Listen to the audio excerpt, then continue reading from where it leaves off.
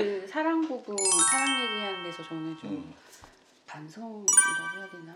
저희는 어른들은 네 반성합니다. 반성해야죠 사실. 반성을 좀 많이 해요. 이런 얘기 나오더라고요. 부모님들은 각자 자기 방식으로 아이를 돌보고 사랑을 준다. 그런데 내가 보기에는 부모님들만큼이나 아이들도 부모를 사랑한다. 부모님보다 아이들을 더 자세히 보는 입장이라 그럴 수도 있는데 사실은 아이가 더 많이 사랑하는 것 같다. 나이가 더 어린 아이들은 절대적으로 사랑하고 사춘기에 접어드는 아이들은 미워하면서 사랑한다는 것 정도가 다르다고나 할까? 그런데 쭉 얘기 가다가 그러니까 아이들은 고마워서 사랑한 게 아닌데 엄마 아빠가 좋아서 사랑했는데 은혜에 대한 보답이 아니라 사랑에 대한 응답인데 근데 은혜에 대한 보답으로 해석을 한다는 거죠. 어른들은. 그렇죠. 특히 여기 이제 사춘기에 접어든 아이들은 미워하면서 사랑한다. 이게 뭔지 저는 알겠거든요.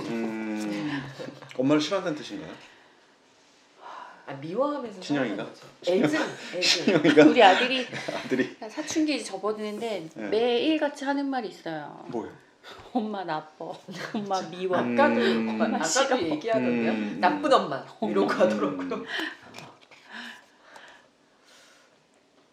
근데 이제 사춘기 안 겪어본 아니 난 사람처럼 더 듣고 그러세요? 싶어가지고 작가님 얘기를 난 좀 더 듣고 싶어가지고. 근데 처음에는 이제 그런 말 하면 저도 이제 막 같이 인간적으로 막 저 자식이 나를 내가 어떻게 했는데 이런 생각 들다가 근데 지금은 그게 무슨 의미인지 아니까 그래 응 왜냐하면 김소영 작가님이 그래서 이렇게 양육하고 있는 부모에 대해서도 시선을 우리는 바라볼 필요가 있다라는 챕터 글이 안에 있기 때문에 그래서 여쭤본 거였어요.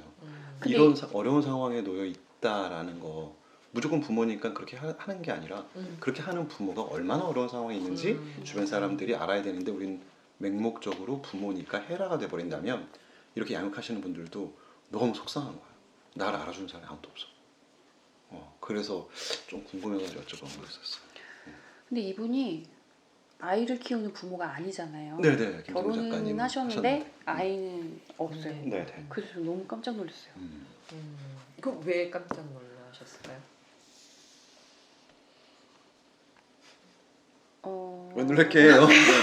자, 왜 놀랐는지 우리 시청자 여러분께서 댓글로 남겨주시면은. 아까 제가 처음에 이 책은 분명히 육아서적이 아닌데 육아서적의 이상의 육아서적이라고 했잖아요. 그러니까 저도 이제 궁금한 것도 많고 배우고 싶은 게 많아서 뭐 핫한 이슈 때는 육아서적은 다 뭐 보고 했는데 차원이 다른 이 육아서적이라는 게 아이를 키워보지 않았지만 너무 잘하는 거예요. 근데 그거를 너는 아이 키우는 엄마인데 이건 이러니까 이렇게 해야 돼가 아니라 그냥 있는 사실을 돌려서 얘기할 뿐인데 내가 가지고 있었던 어떤 의문이나 질문에 대한 답을 내가 스스로 찾게 만들어주더라고요. 어린이에 대한 해설을 들려주는. 그러니까 사실 이제 육아서나 양육 관련 서적을 찾아볼 때는 내가 목마른 게 있으니까 그거에 대한 해답을 찾기 위해서 책을 보잖아요. 근데 어떤 책은 너무 뻔하고 어떤 책을 읽으면 되게 기분이 나빠지는 책이 이거 해라 이렇게.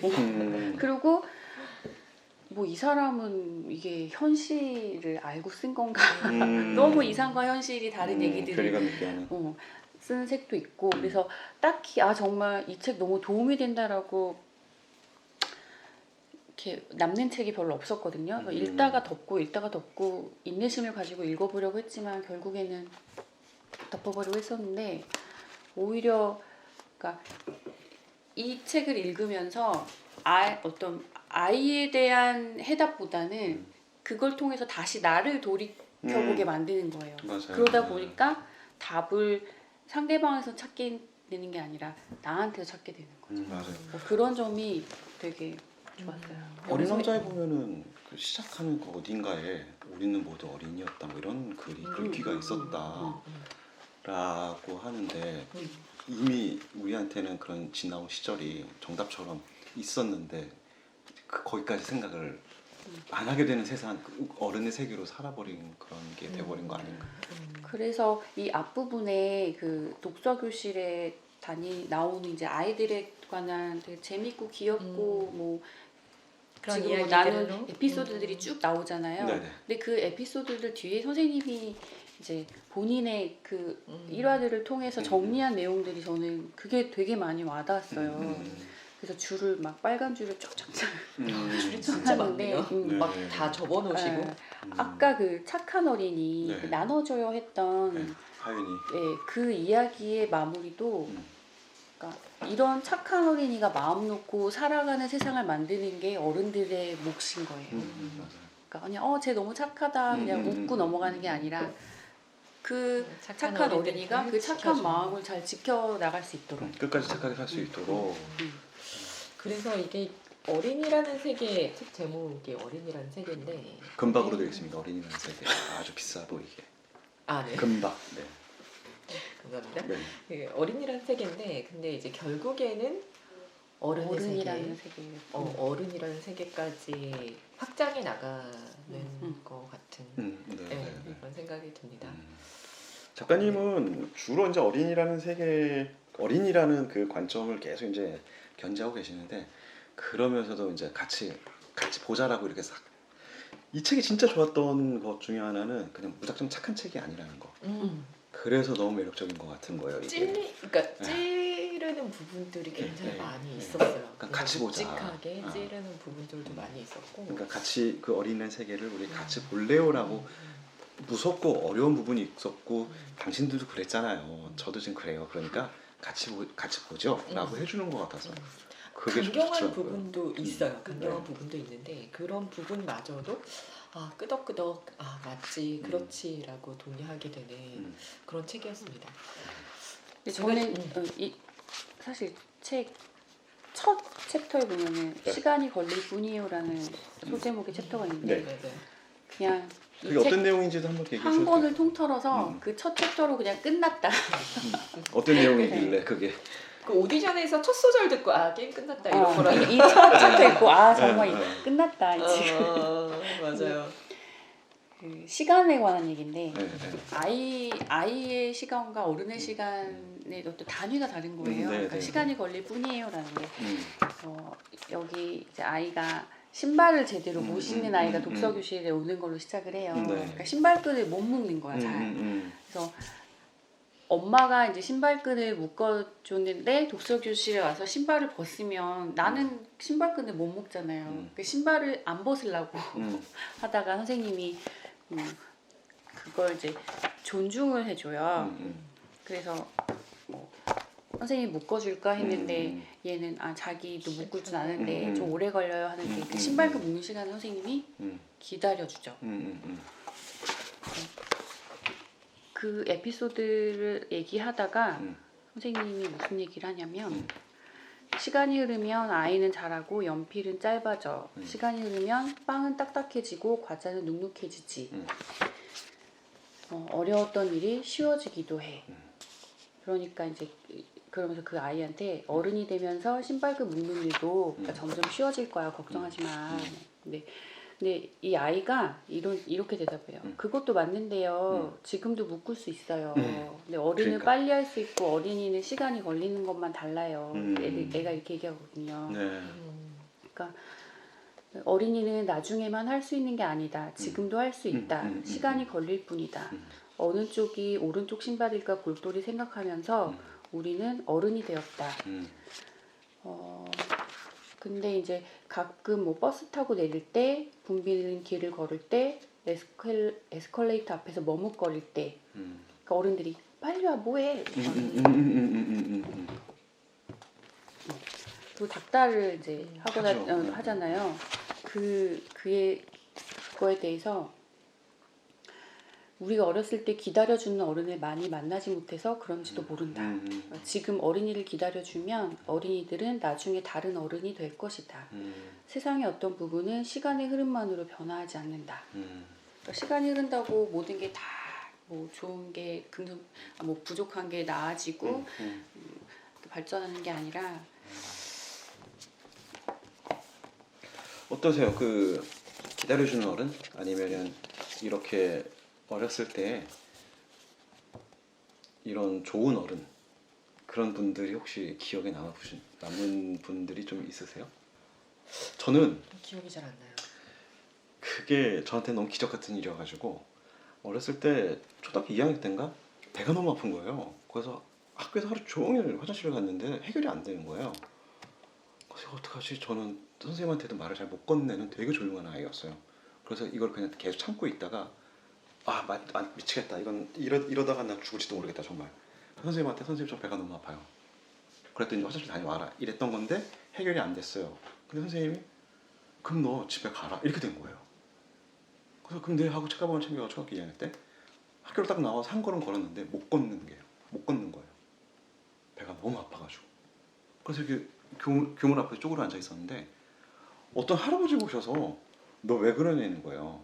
그래서 우리 집 여기서 이렇게 조금만 가면 되는 그런 구기동인데 못 걷겠어요 그랬더니 할아버지가 내가 니네 집 데려다 줄게 이렇게 하는 거예요. 그래서 못 걷겠다고요 그랬는데 손을 이렇게 잡아가지고 가자 가는데 배가 하나도 안 아픈 거예요.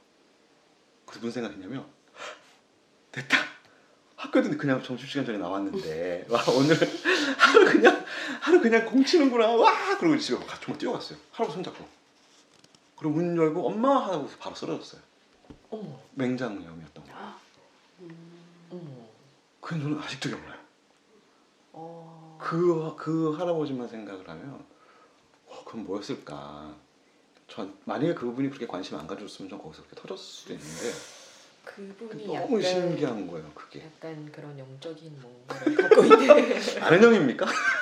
이 엑토플라즈 우리 와. 지난번에 했던 집에 들어가서 막 웃으면서 엄마 저 다녔습니다 하고 엄마가 이제 학교에서 중간에 오면은 우리 때는 안 됐었어요. 제 때는 그쵸, 중간에 맞아요. 어딜 학교에서 맞아요. 나와 엄마한테 연락도 안 왔었는데 전화도 안 왔었는데 근데 엄마가 놀란 눈으로 너 왜 이런 분위기였는데 깨고 보니까 병원에 있더라고요.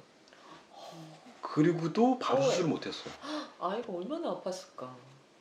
어마어마했었나 봐요. 그러고 나서 얼마나 기억이 아팠을까. 택시 타고 어디 병원까지 가는 그 중간에도 막 울면서 뗐었던 기억이 이렇게 단편적으로 그 혼수 택시 상태. 천장 있잖아요. 네, 혼수 상태. 맞아요. 그런 기분 이렇게 하고 네, 필름이 끊기면서 예. 중간 중간.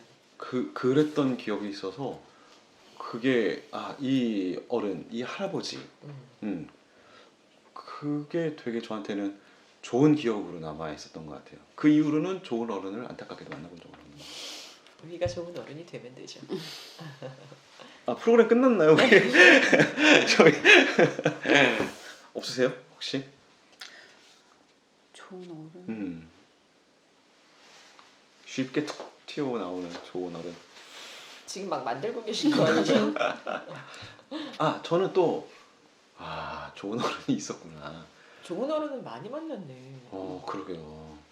그 선생님은 저희들을 이제 가르치시면서 저 6학년 때 저희 가르쳤던 교회 선생님이었는데 함께 다 같이 모여가지고 뭐 이런저런 얘기하다가 서로 사랑한다면 이라는 전제로 그런 얘기를 되게 많이 해주셨었어요. 그러다가 마지막에 서로 사랑한다면 부부 선생님이었는데 저희들한테 그 사랑하는 모습이 어떤 거다라는 그런 기분을 되게 많이 이렇게 풍겨주셨던 선생님이었던 것 같아요. 부부에 대한 모습이라든가 서로가 서로를 대하는 되게 존중하는 그런 모습을 보여줬던 당연히 우리 부모님은 그건 당연한 건데 지금 여기서 얘기하는 어른이랑 좀 성질이 달라서 부모님 얘기는 안 한 건데 그랬던 분들도 있었던 것 같아요. 좋은 분들이 많이 계셨네요. 그래서 좋은 어른이 되셨나 봅니다. 저는 어른이 좋습니다. 제 맘대로 할 수 있고 돈도 벌고요. 그랬더니 여기는 애가 돈을 우리 엄마가 주는데 그랬던 애일 수도 있잖아요. 그러니까 열받아가지고 네. 이거 주라고 얘기했는데 분했었던. 40대는 왜 부럽지 않은 거야? 그런 질문도 해보셔도 재밌을 것 같아요. 내 나이 몇 살은 이래서 좋다. 여기 있는 이제 질문이 있는데 그것도 한번 읽어보시면서 직접 한번 본인 스스로에게 아니면 가족들끼리 한번 해봐도 재미있는 그런 얘기였던 것 같습니다. 슬슬 마무리를 할까요? 네, 마무리를 하면서 저희 그 책이 사실은 조금 뭐라 그럴까 좀 뻔하다고 할까요? 좀 뻔한 얘기도 있긴 있었어요. 근데 좀 뭐라고 할까요? 그 뻔한 얘기마저 너무 진솔해서 그 진심이 너무 와 닿았던 그런 책이었거든요. 근데 여기서 그 마지막에 그 추천의 글 서평에 이런 윤가은 영화 감독님의 말을 들어서 이야기를 하자면 어린이를 온전히 마주하는 경험은 결국 우리 안에 오랫동안 꽁꽁 숨겨둔 가장 작고 여린 마음들을 다시 꺼내 들여다보고 천천히 헤아리는 시간이라는 걸. 어린이를 대하는 우리의 시선과 태도와 마음, 그 모든 것들이 결국은 우리 자신을 향해 있다는 걸. 이 말로 저는 마무리를 대신하고 싶습니다. 저는 이 책을 정말 최근 들어서 봤던 책들 중에서 정말 손꼽는 책이어가지고 작가님의 어떤 그런 이야기들을 좀 많이 찾아봤는데, 이 작가님이 아이들에게 책을 읽게 만드는 이유가 여러분들의 세상이 있는데 여러분들의 세상만 이 세상에 있는 게 아니라 다른 세상도 있다. 거기에 스스로를 지켜나가는 지혜와 자기의 세상을 넓힐 수 있는 길이 책에 있기 때문에 여러분들이 책을 읽지 않으면 여러분들의 세상이 더 커지지 않기 때문에 책을 읽었으면 좋겠다라는 마음으로 독서교실을 열었다라는 얘기를 하신 그런 인터뷰를 본 적이 있어요. 그래서 이게 비단 어린이라는 세계라고 적혀있는 책이지만 이 어린이를 빼고 어른으로 바꿔도 저는 이 안에 있는 에피소드가 그렇게 어린 얘기라고 생각하지는 않아요.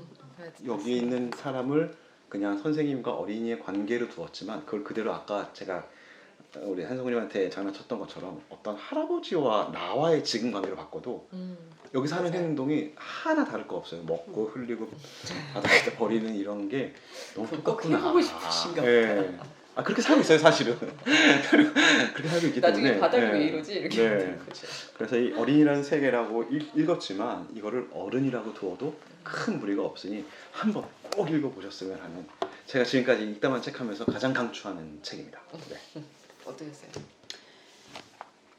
어린이라는 세계, 이 단어에서 세계가, 다시 할게요. 어떠셨어요? 이 책 146페이지에 보면은 네. 중간에 이런 문장이 나와요. 어린이에게는 어른들이 환경이고 세계라는 사실을 다시 깨달았다. 그러니까 어린이의 세계라는 데서 세계가 결국에는 그 어른이라는 환경이잖아요. 네. 이 책을 통해서 나는 어떤 어른이 되어 갈 것인가, 네, 그걸 한 번쯤 더 고민을 하게 된 책이었고요.